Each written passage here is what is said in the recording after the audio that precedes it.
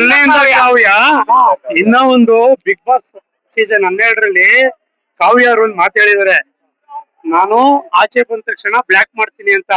ನೀನ್ ಬ್ಲಾಕ್ ಮಾಡೋದಲ್ಲ ಅಮ್ಮ, ಆಚೆ ಬಂದ್ ನೋಡಾದ್ಮೇಲೆ ಬ್ಲಾಕ್ ಮಾಡು. ಇದನ್ನ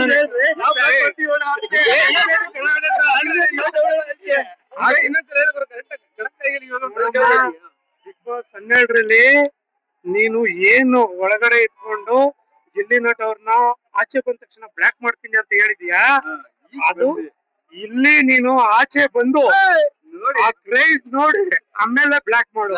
ಇಲ್ಲ ಅಂದ್ರೆ ಒಪ್ಕೊಂಡ್ರೆ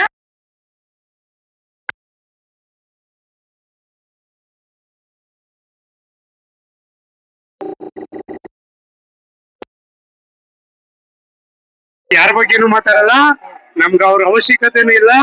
ನಮ್ಗ್ ಬೇಕಾಗಿರೋದು ಗಿಲ್ಲಿ ಗಿಲ್ಲಿ ಗಿಲ್ಲಿ ಗಿಲ್ಲಿ ಗಿಲ್ಲಿ ಡಬಲ್ ಡಬಲ್